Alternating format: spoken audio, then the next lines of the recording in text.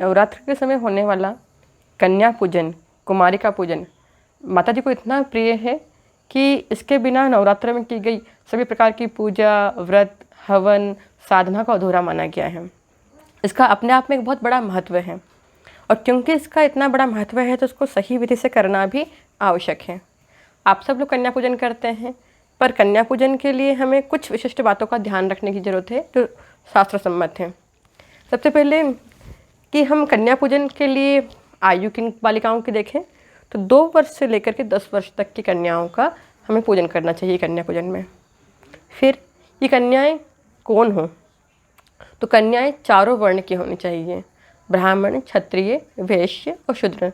चारों वर्ण की कन्याओं का पूजन करने से 4 प्रकार के फलों की प्राप्ति होती है। किसी एक वर्ण मात्र की कन्या का पूजन करना अकेला यथेष्ट नहीं होता है, वो एक ही फल की प्राप्ति कराता है। ब्राह्मण कन्या का पूजन करने से ज्ञान की प्राप्ति होती है, क्षत्रिय कन्या का पूजन करने से बल और शक्ति, संपदा की प्राप्ति होती है, वैश्य कन्या का पूजन करने से धन, संपदा और कहते हैं कि जो धन की स्थिरता है वो प्राप्त होती है, और शूद्र कन्या का पूजन करने से जहाँ पे समस्त प्रकार के जीवन के जो सुख हैं उनकी प्राप्ति होती है, जीवन में सुखों का अभाव नहीं होता। तो चारों वर्णों की कन्याओं का यथासंभव पूजा करना चाहिए। इसके अलावा एक बात और कि हमें कौन सी कन्या का पूजन नहीं करना है, तो जो कन्या बीमार हो, अत्यधिक दुर्बल हो और बहुत ज़्यादा क्रोध के अंदर हो या रो रही हो, इन कन्याओं को पूजन के अंदर आपको नहीं लेना है। अगर कन्या देवी घर पे पधार गए हैं और फिर ऐसा उनका मन अच्छा नहीं है तो आप केवल है ना प्रणाम करके अपनी पूजन सामग्री अर्पित कर लीजिए, पर बाकी कन्याओं का पूजन आपको जब वो थोड़ा शांत भाव में हो तब करना है। उसके अलावा कन्याओं को पूजन करते समय संख्या क्या होनी चाहिए? तो कन्या पूजन के अंदर संख्या हमेशा विषम होती है। आप है ना 9, 7, 5, 3 या 1 की संख्या के अंदर कन्या पूजन करेंगे। एक चीज़ और, कई लोग करते हैं बहुत बड़ी संख्या के अंदर कन्याओं का पूजन करते हैं पर एक का भी विधिवत नहीं करते हैं। आप भले ही कम संख्या के अंदर कन्या का पूजन कीजिए, एक कन्या का पूजन करने का भी बहुत अच्छा फल प्राप्त होगा अगर आप बहुत विधि से, मन से और अच्छे से करेंगे। तो जितने का भी पूजन आप अच्छे से कर पाएँ उतनी ही संख्या के अंदर आपको कन्या देवी को निमंत्रण देना है और उनका पूजन करना है। पूजन करने के अंदर औपचारिकता नहीं निभानी है कि हमने केवल तिलक कर दिया और कुछ प्रसाद नैवेद्य उनके सामने धर दिया और कुछ एक उपहार दे दिया और कर दिया, नहीं। क्योंकि कन्या के रूप में साक्षात माता जी आपके घर के अंदर पधारे होते हैं, तो आपको जैसा माता जी का आप सत्कार करते, माता जी का जिस भाव से करते, जिस प्रेम से करते, उसी आदर, उसी प्रेम भाव के साथ में आपको कन्या देवी का विधिवत पूजन करना है। खास बात यहाँ पे आदर की और प्रेम की है, तो आपको पूरी विधि यथावत पूरी करनी है और उनको बहुत सम्मान से बोलना है। पूजन में एक महत्वपूर्ण बात ये भी है कि हम कन्याओं को किस क्रम में करें। प्राय सब लोग अष्टमी या नवमी के दिन कन्या पूजन करने की कोशिश करते हैं, पर ऐसा आवश्यक नहीं है। आप एकम के दिन भी कन्या पूजन कर सकते हैं और कुछ लोग इस क्रम से जा सकते हैं। देवी भागवत में इस क्रम का उल्लेख है कि एकम के दिन 1 कन्या का पूजन किया जाए, बीच के दिन के अंदर 2 कन्याओं का पूजन किया जाए, तृतीया के दिन 3, या बीच में जिस भी तिथि को आपको है ना देवी उपलब्ध हो उस समय के अंदर आप पूजन कर सकते हैं जो आपका हो। ऐसा आवश्यक नहीं है कि आप हवन के पश्चात के अंदर ही कन्या का पूजन करें और उस समय उनको भोजन कराएं, तो ही पूरे नवरात्र के अंदर जब आपके पास में उपलब्ध हो समय भी और आपके पास में कन्या देवी भी उपलब्ध हो उस समय आप पूजा करिए। जब कन्याओं का पूजन करें तो साथ के अंदर एक बटुक भैरव के रूप के अंदर एक बालक को साथ में पूजा में बिठाने की परंपरा है, तो ये अच्छी है, पर यहाँ पे 2 बालक को बिठाने की आवश्यकता होती है। एक बालक को गणेश जी के रूप के अंदर बिठाकर भोजन कराया जाता है और एक को बटुक भैरव के रूप में। तो जितनी भी कन्याओं का आप पूजन करें उनके साथ के अंदर ये 2 बालक हो। रोज़ पूजा करने के अंदर अगर आप नित्य कन्या का पूजन करा रहे हैं, एकम, बीज, तीज या किसी और के दिन, तो रोज़ भोजन बनाना संभव नहीं हो तो आप ये भी कर सकते हैं कि पूजन पूरे विधि से करें और फल और मिठाई का नैवेद्य भोजन के रूप में उन्हें अर्पित करें, तो ये भी भोजन के समान ही कहलाएगा और आपको भोजन वाला ही पुण्य का फल मिलेगा। देखिए कि किन कन्याओं को प्राथमिकता देनी होती है। तो जो आपके आसपास में रह रही हैं कन्याएं उनको आप प्राथमिकता दे सकते हैं। परिवार की कुटुंब की कन्याओं को भी आप भोजन के लिए निमंत्रण दे सकते हैं। तो सबसे ज़्यादा पुण्य फल की प्राप्ति तब होगी जब आप ऐसे परिवारों की कन्याओं को बुला करके भोजन कराएं, दक्षिणा देकर संतुष्ट करें, उन्हें प्रसन्न करें, कुछ उपहार दे करके, जो ज़्यादा संपन्न परिवारों की नहीं हैं। जब आप इस प्रकार की कन्याओं की सेवा और पूजा करते हैं तो माता शक्ति अधिक प्रसन्न होती हैं। कन्याओं को उपहार में क्या देना चाहिए? तो उपहार के अंदर श्रृंगार सामग्री दे सकते हैं आप, विद्या संबंधी कोई पुस्तक, कलम आदि चीज़ें, और जो भी उनके उपयोग के हो सकती है जिससे उनको प्रसन्नता हो वो देना चाहिए। साथ के अंदर कुछ दक्षिणा भी देनी चाहिए। श्रीफल, फल और मिष्ठान ये तो आपको भेंट करना ही है, पर साथ में जिससे उनको अतिरिक्त प्रसन्नता हो, जिसे कहते हैं हम विशेष अर्घ्य, तो विशेष तौर पे आपको वो अर्पित करना है। एक प्रश्न यहाँ पे ये भी उठता है कि हम नवरात्र की पूरी साधना कर रहे हैं पर कभी कभी कुमारी देवी पूजन के लिए उपलब्ध नहीं हो पा रही हैं, कभी किसी समस्या बस आप है ना उन्हें भोजन और पूजन नहीं करवा पा रहे हैं, तब अभी जैसे कोविड भी है तो हो सकता है कि उपलब्धता देवियों की नहीं हो, तो ऐसी स्थिति के अंदर आपको क्या करना है? ऐसी स्थिति के अंदर एक भी कन्या का पूजन आप करेंगे, भोजन करेंगे तो मान्य कहलाएगा, और घर की कन्या का भी आप करा सकते हैं। और घर पे भी कन्या ना उपलब्ध हो और नहीं इस ढंग का हो पाए तो भी आप कन्या पूजन कर सकते हैं। विधान ये कहता है कि तब भी आपको नवरात्र के अंदर जब कोई भी उपलब्ध ना हो तब भी कन्या पूजन करना है। कन्या पूजन का भाव करके आपको माता जी का ही पूजन कर लेना है, और जो आप कन्या को भेंट करते वो सब सामग्री आपको माता जी को भेंट करनी है। और बाद में जब भी आपको अवसर मिले आप किसी कन्या देवी को ये सामग्री और उपहार भेंट दे दें, और साथ में जब भी ऐसा संभव हो आप उन्हें भोजन करा दें या मिठाई और फल आदि का नैवेद्य लगा दें। केवल संकल्प मात्र कर लेने से, अगर आपने नवमी के दिन संकल्प कर लिया है और माता जी के समक्ष ये सब चीज़ें रख दी हैं तो भी आपका कन्या पूजन पूर्ण माना जाएगा। वैसे आनंद तभी आता है जब हम साक्षात कन्या देवी का पूजन करते हैं। तो कन्या देवी का पूजन करने के लिए भी हम एक पूरी विधि से चलेंगे।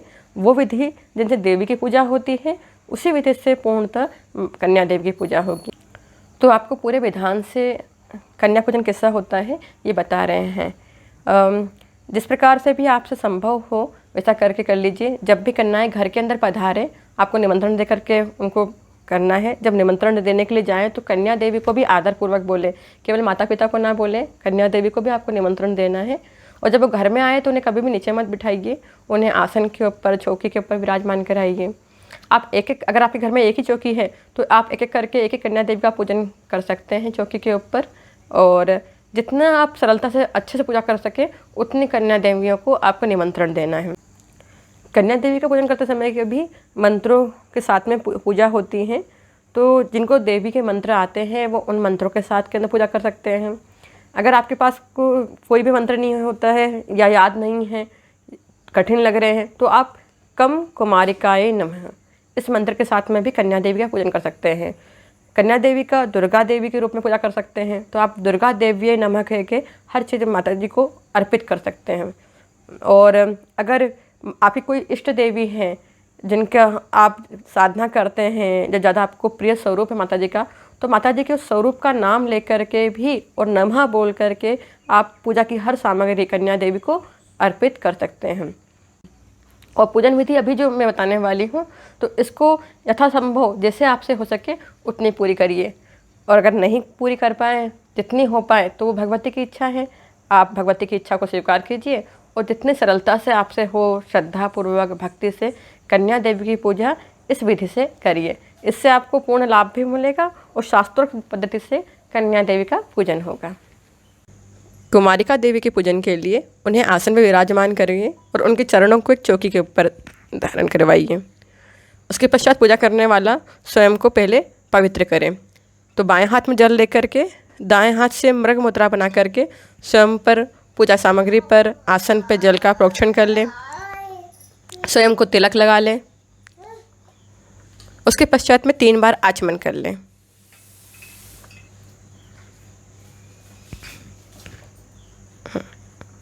पश्चात में हाथ स्वच्छ कर लें और यहाँ पे माता जी का हमें आह्वान करना है। आह्वान करने के लिए अक्षत हाथ में लेने हैं। ये मंत्र मैं बोल रही हूँ, तो ये मंत्र जो बोल सके वो बोले, और जो मंत्र ना बोल सके वो केवल माता जी से मन में प्रार्थना कर ले कि माता जी यहाँ पर साक्षात कन्या के रूप में पधारें। मंत्राक्षरमयी लक्ष्मीं मातृकारूपधारिणीं नव दुर्गात्मिका साक्षात कन्याम आह्वयामः। जगत पूज्य जगत वंदे सर्वशक्ति स्वरूपिणी पूजाम ग्रहाण कुमारी जगन्मातर नमोस्तुते। ये आह्वान प्रार्थना करके अक्षर चरणों में चढ़ा देना है। माता जी पधार गए हैं तो आसन दिया जाता है, इसलिए वापस पुष्प लेकर के चरणों में रख देंगे। श्री भगवती कुमारिका देवी नमः। आसनम समर्पयामि। फिर पाद प्रक्षालन करना है। चरणों को पखारना बहुत आवश्यक है, तो आप माता जी से प्रार्थना करके और माता जी के ही साक्षात चरणों का प्रक्षालन कर रहे हैं, इस भाव से, कोमलता से, सुंदरता से माता जी के चरणों को पखारिए। चरणों को पखारने के पश्चात में एक वस्त्र लेकर के चरण पोंछने हैं। फिर चरणों को पोंछ करके अर्घ्य अर्पित करना है।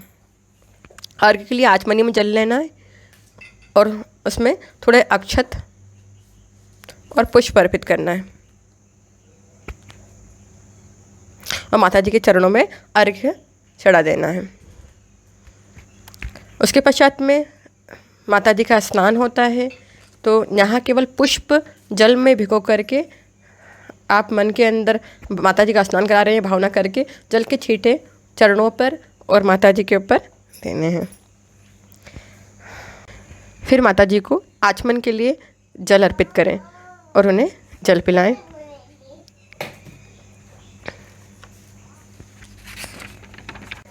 फिर माता जी को वस्त्र अर्पित करने होते हैं। अगर आपके पास में वस्त्र अर्पित कराने के लिए है तो वो अर्पित कराइए, नहीं तो रक्षा सूत्र लेकर के भी आप हाथ में बांध सकते हैं।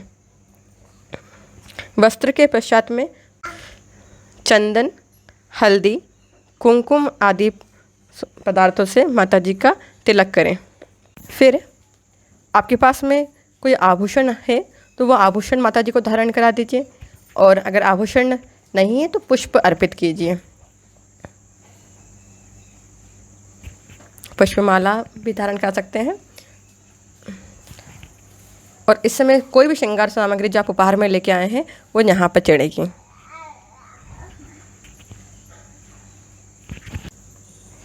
फिर धूप माता जी को दिखानी है।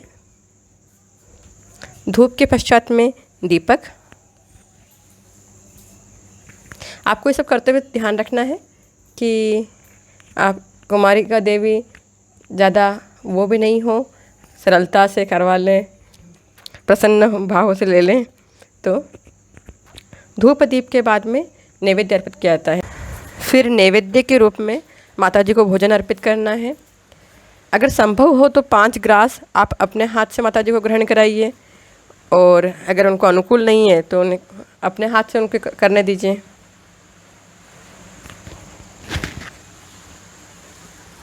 भोजन के अंदर ये ध्यान रखना है कि जो कुमारी कन्याओं को रुचिकर हो, जो वो प्रसन्नता से लें, वो भोजन आपको उनको ग्रहण कराना है। भोजन करवाने के पश्चात में माता जी का हस्त प्रक्षाल करवाना है और उन्हें वापस आचमन के लिए जल देना है और हाथ पोंछ लेने हैं।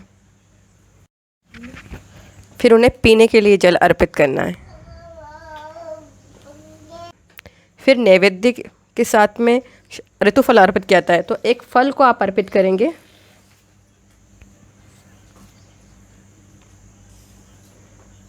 और दक्षिणा जो माता जी को अर्पित करनी है, आपको अवश्य कन्या पूजन के अंदर दक्षिणा देनी ही होती है, तब आप उसके हाथ में ही फल के पश्चात में आप दक्षिणा अर्पित करेंगे।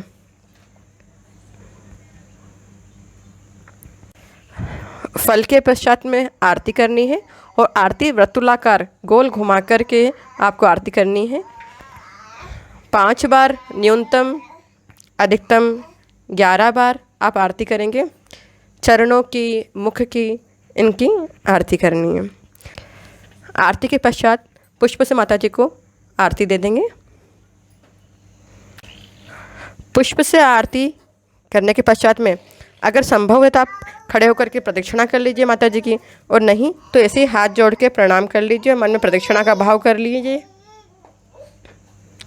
और फिर विशेष अर्घ्य, जो विशेष उपहार आप लेके आए हैं वो, और नहीं तो श्रीफल आपको माता जी को अर्पित करना है। और साथ के अंदर कोई उपहार भेंट जिनसे वो प्रसन्न हो वो आपको अर्पित करना है। हाथ जोड़ करके माता जी को प्रणाम कर लेंगे प्रार्थना के साथ में, और माता जी से आशीर्वाद लेंगे। फिर आचमनी में जल लेकर के माता जी को समस्त पूजन कर्म अर्पित करना है। माता भगवती से प्रार्थना करनी है कि वो आपकी पूजा को ग्रहण करें, आप पे प्रसन्न हो और आपके परिवार के साथ में सदैव रहें।